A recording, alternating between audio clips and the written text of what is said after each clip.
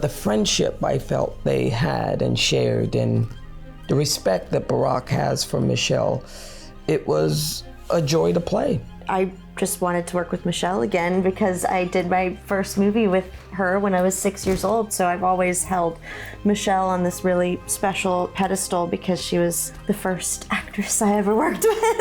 I really wanted to know how production was going to deal with the fact that she had, almost 7 inches on me, and they hired me. That's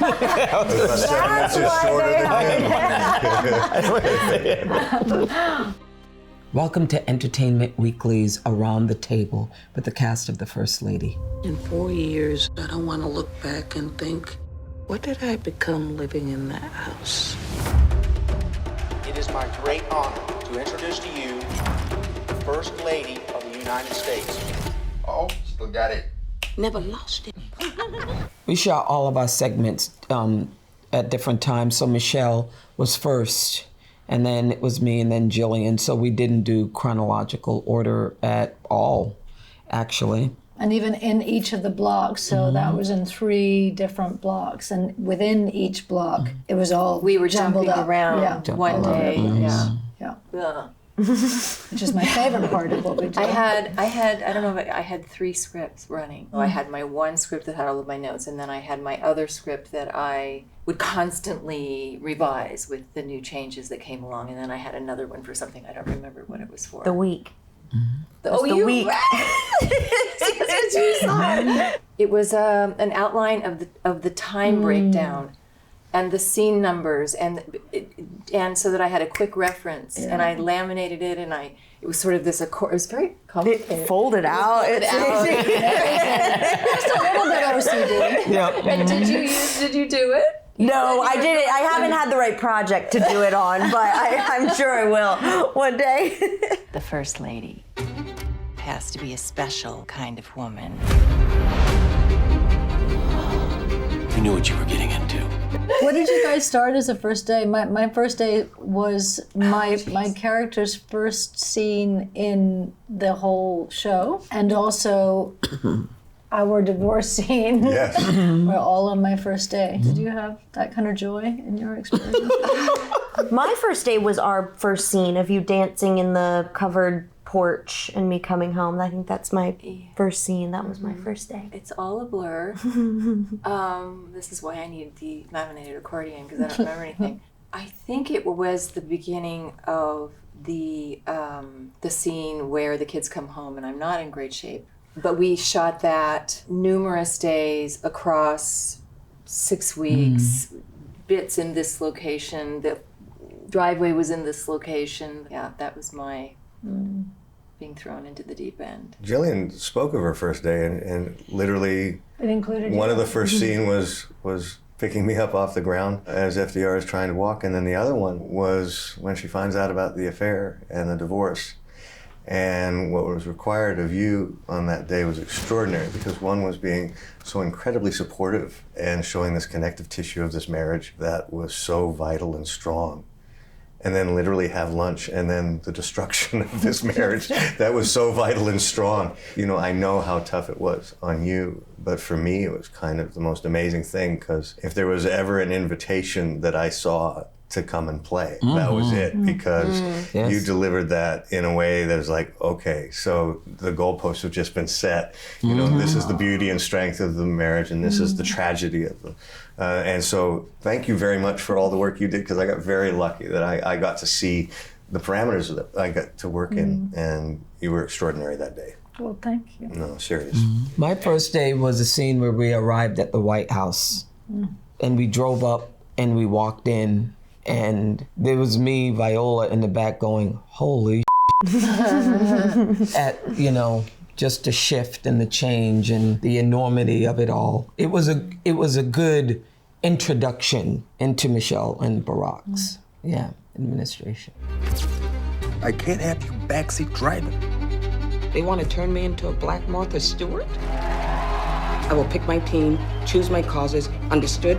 It definitely is not like any other job, because we're playing iconic characters that people have ownership of, people know. I mean, with Michelle Obama anyway, they know how she talks. how she walks, how she wears her hair, the different incarnations of her eyebrows.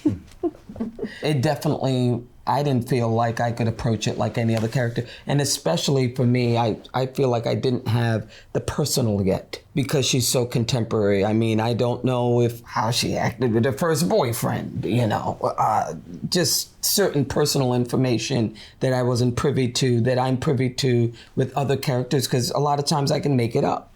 FDR has been my favorite president historically. I was thrilled to play the part. I said yes before I could even formulate the sentence. And I said, yes, I can't wait. And then I hung up the phone and went, I hope I can do this. And because his voice is so iconic, I think there's a huge responsibility that we all have to approach the physicality and the dialect and the physical look of these characters with the integrity that they deserve. And that's a challenge. And I can say now that it's done, that I've never been more proud of any other thing that I've ever done. So thank you for having me. And you should be. You should be very proud. I did a lot of research, and I found myself just completely gobsmacked with with how much Eleanor accomplished and how much I didn't know. And I was initially stuck a little bit on the fact that she's so much taller than I am. She is notoriously tall. And I really wanted to know how production was going to deal with the fact that she had, almost 7 inches on me. And they hired me. I was about 7 inches shorter than him. But it really, I didn't want audiences to watch and just immediately dismiss the interpretation because of that. I had in my head that was going to be a problem. And being offered a role like Eleanor Roosevelt is not one of those things one I think can say no to. It's such a gift. And then one has to get over whatever hang-ups one has, whatever fears, in order to be able to show up and do the best version that you have inside of you. My hands are tied. Don't push me off. I am your wife, not one of your girlfriends. You are the husband of a wife who has a mind and a life of her own. Because I'd done this once before, and I said I would never do it again, what it was like to play a real person. It's very, very weighty. And it's with you all the time. Every choice you make, and you just want to honor the person that you're playing, and you want to be as authentic as possible, knowing that there will be times where you're not and you can't be. I'm never doing it again. So we'll see in about 10 years. Yeah. But I'm so proud to. I didn't know half of the contribution that Betty Ford made. I knew, of course, like most people, I knew of her struggle with alcohol abuse and drug addiction and her founding the Betty Ford Clinic. But that's really kind of the extent of it. And there's just so much more to her. I mean, as if that isn't enough, there's so much more to her, and really honored that I was given the opportunity to share that story with everyone.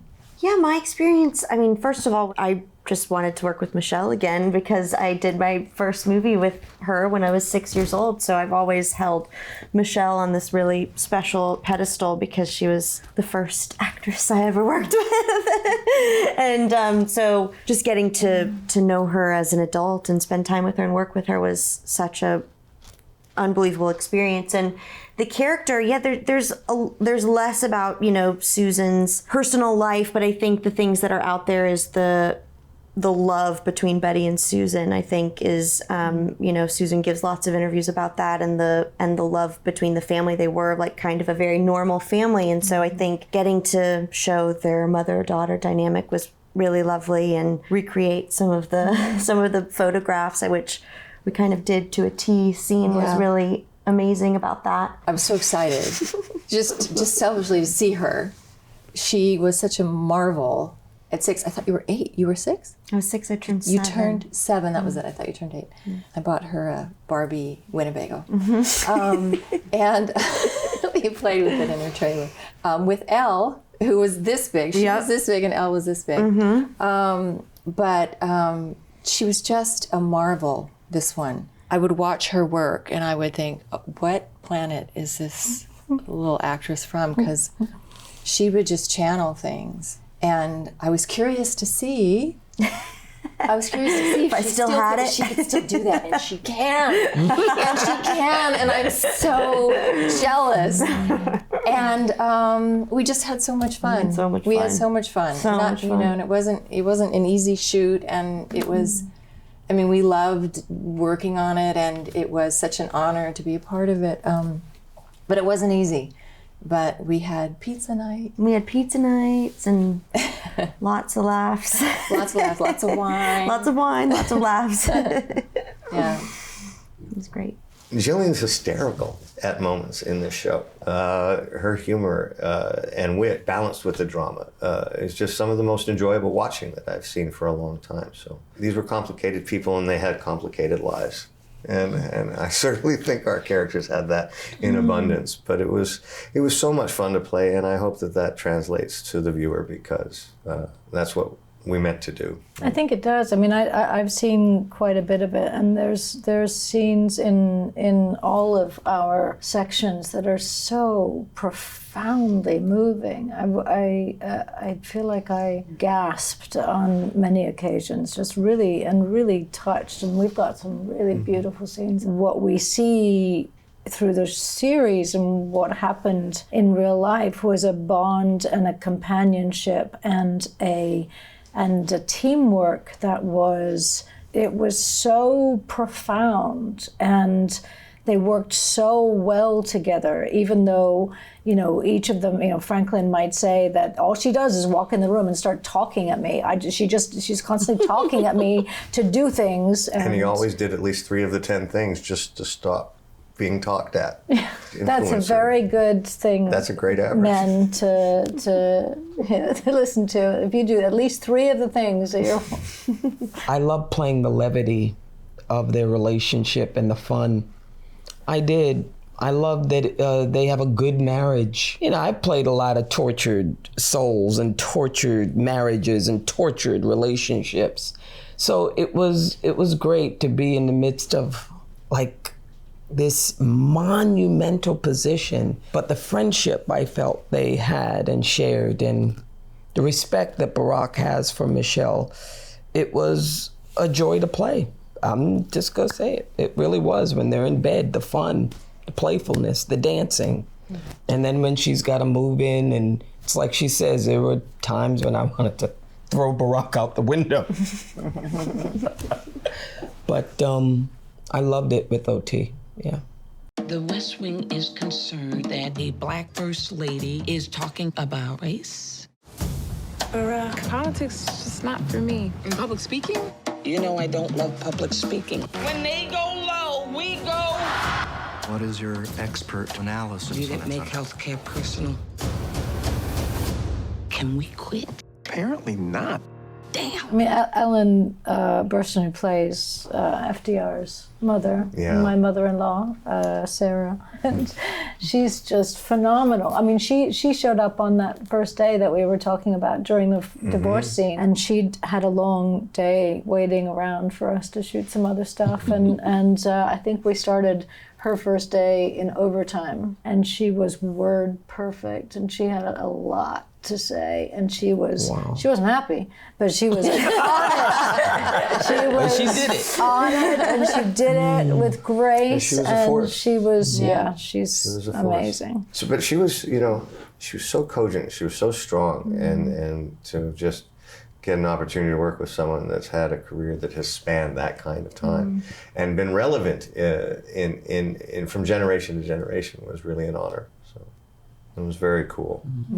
With Michelle, she really valued those relationships. When she first got into the White House, she literally started a mommy group, which, by the way, with me, I have an 11-year-old. I don't like mommy groups. So I think it was brave of her to even start a mommy group, especially in the White House. But I think she needed it. I think it's a sort of a very isolating journey. she invited her mom to come live with her in the White House to help raise her children with her.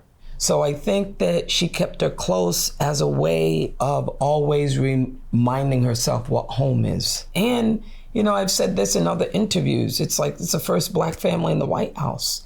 So there's there's already an element of distrust because of all the bipartisanship, the back and forth with politics. But also, you know, you're walking into a house where most of the servants are Black with bow ties and chaps and, you know, so it's a weird, I don't know, existential thing that you're walking into where you need to find something familiar, something that grounds you, something that, once again, where it's home. For me, I really saw her mom as being, you know, at the forefront of that. Eleanor had a secretary who was with her for decades, called Tommy, played by Clea Duvall, and they were incredibly close. And there was a point where Tommy actually moved in with them and just ran everything and for Eleanor and traveled with her and was an essential part of her